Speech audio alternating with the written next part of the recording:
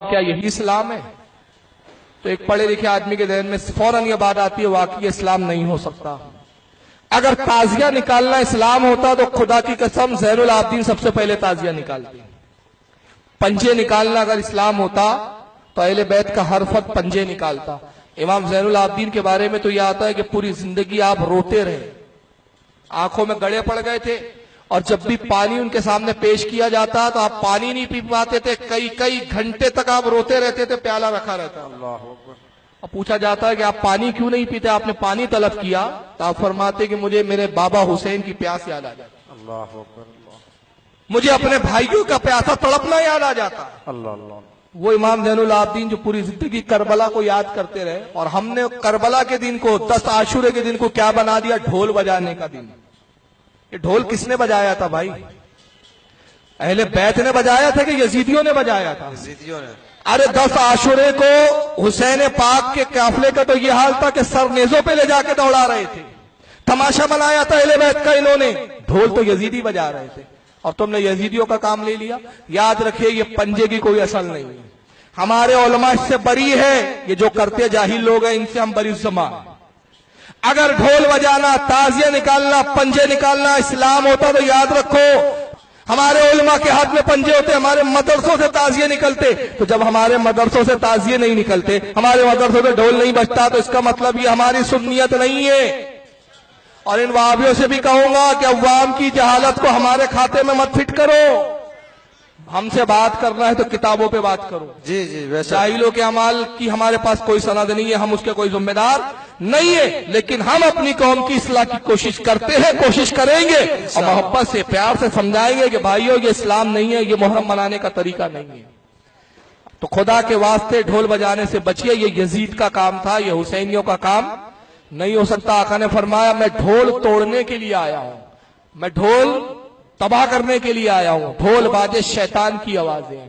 تو 10 محرم کو ڈھول نہیں بجانا ہے، حسین پاک کے نام کی مجلسوں کو منعقد کرنا ہے، 10 محرم کو روزہ رکھنا ہے، 10 محرم کو لوگوں کو کھلانا، صدقے اور خیرات کرنا ہے، اور 10 محرم کو نیک اعمال کرنا ہے۔ حسین پاک تو اسلام پر قربان ہو گئے، ہمیں بھی اسلام پہ قربان ہونے کا جذبہ بیدار کرنا ہے۔ اللہ تعالیٰ آج کی مجلس کو قبول فرمائے۔ وما علینا الا البلاغ۔ تو یہ کسی نے پوچھا کہ سرکار اعلیٰ حضرت فاضل بریلوی زندگی میں غالباً ایک بار کسی تعزیے کو دیکھنے گئے، تو اس کی اصلیت کیا ہے اور اس کا معاملہ کیا ہے؟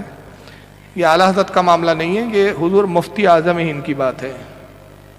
اور سب سے پہلے سمجھ لیجئے کہ تعزیہ کون سا جائز ہے اور کون سا ناجائز ہے۔ تعزیے کی بھی قسمیں ہیں۔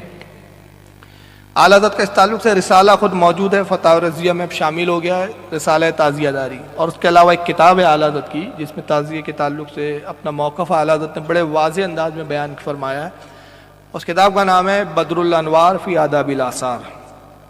اس کتاب میں اعلیٰ حضرت فرماتے ہیں کہ ہو بہو امام حسین امام علی مقام کے روضے کی طرح بنانا، جیسے امام حسین کا روضہ ہے سیم ویسا ہی چھوٹا سا کوئی روضہ بنا کر آپ کسی گھر کے اچھے محفوظ جگہ پہ رکھیں، اس نیت کے ساتھ کہ اس کو دیکھیں تو امام حسین کی یاد تازہ ہو جائے، محبت اہل بیت آپ کے دل میں جاگزی ہو، تو اس کو دیکھنا جائز ہے۔ اس کا حکم ایسا ہی ہے جیسے کہ گھر میں خانہ کعبہ یا مسجد نبوی کی فوٹو اور یا ہم تغرے لگاتے ہیں، تغرے کے حکم میں، تو گھر میں اگر ہو بہو امام حسین کے روضے کی طرح بنا کر اگر رکھتے ہیں، زیارت کرتے ہیں تو جائز ہے، لیکن اس سے منتیں مانگنا، چندیاں لگا رہے ہیں، منتیں مانگ رہے ہیں، اور اس کے بعد پھر اس کے سامنے کھانے رکھ کے فاتحہ دیتے ہیں، یہ اس کی اجازت نہیں ہے۔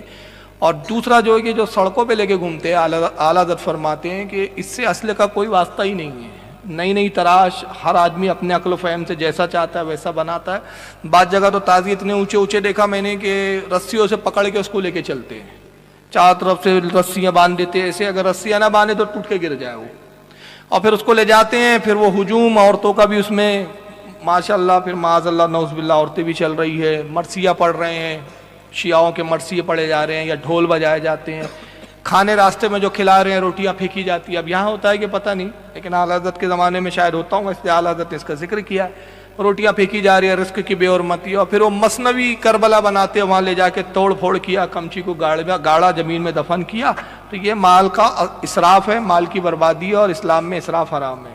اور یہ جو خرافاتیں ہو رہی ہے یہ بھی حرام ہے، تو اس کی اجازت نہیں ہے۔ ہو بہو تعزیہ اگر آپ بنائیں اور ایسا رکھ دیں تو وہ جائز ہے۔ اب آ جائیے اس معاملے پہ کہ مفتی اعظم نے کون سے تعزیے کی زیارت کی، تو بامبے میں وہ تعزیہ میں نے بھی دیکھا ہے، کھتری مسجد ہے بمبئی کی ایک بڑی مشہور، تو وہاں ایک بہت بڑے ہمارے ایک عالم گزرے، بزرگ گزرے ہیں، غالباً سید العلماء کے خلیفہ تھے وہ، تو ان کو صوفی کھتری بابا کہتے تھے، مجھے ابھی نام پورا یاد نہیں ہے۔ انہوں نے چاندی کا ایک تعزیہ بنایا تھا، تعزیہ مطلب امام حسین کا۔ ہم اپنے علماء کی سننے کے لیے تیار ہیں، کس کی سنو گے یار؟ شریعت جائز اور حلال کون بتائیں گا؟ کیا آپ نے اتنا قرآن اور علم حاصل کیا جتنا علماء نے حاصل کیا ہے؟ کیا آپ حلال و حرام اتنا جانتے ہیں جتنا علماء جانتے ہیں؟ ہرگز نہیں، ہرگز نہیں، اس لیے کہ قرآن عظیم خود کہتا ہے، اللہ فرماتا ہے کیا علم والے اور بے علم برابر ہو جائیں گے؟ ہرگز نہیں ہو سکتے۔ اللہ فرماتا ہے جو علم والے ہیں وہی کامیابی کو پہنچتے۔ تو اپنے علماء کی سنیے، خرافاتوں سے بچیے۔ اب یہ جو اس طرح کی بیہودہ مثالیں لاتے ہیں نا، مجھے ان کی نادانیوں پہ حیرت ہوتی ہے، لیکن کیا کرے ہمارے سنی ہے، کہتے صاحب وہ غریب نواز کے یہاں تعزیہ نکلتا ہے، وہ صاحب فلاں حضرت کے یہاں تعزیہ نکلتا ہے۔ ہم نے کہا یہ کوئی شریعت کی دلیل ہے بھائی؟ شریعت کی بات کرو، اگر تعزیہ حلال ہوتا تو مجھے یہ بتاؤ زین العابدین نے کوئی تعزیہ نکالا ہے؟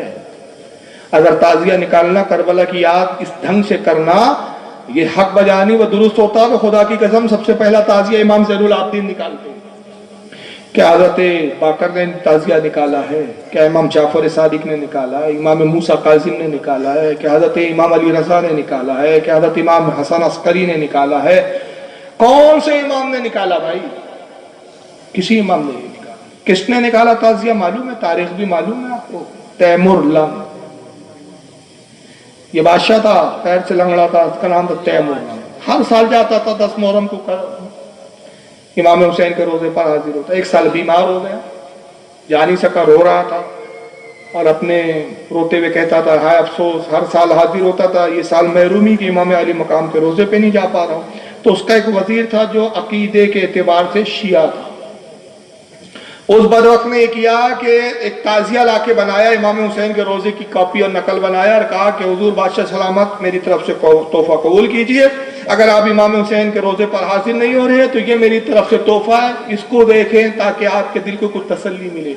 بادشاہ خوش ہوا، کہا تو نے بڑا اچھا کام کیا، چلو امام حسین کے روزے پہ نہ جا سکا، یہ دیکھ دیکھ کر ہی میں خوش ہو جاؤں گا۔ انعام و اکرام دیا، اس بدبخت شیعہ وزیر نے یہ کیا، سارے محلے میں سارے علاقے میں عام کر دیا، کہا بادشاہ سلامت نے امام حسین کی شبیہ اور اس طرح کے روزے کو رکھا ہے اور بادشاہ کا حکم ہے کہ تم سب اس طرح رکھو۔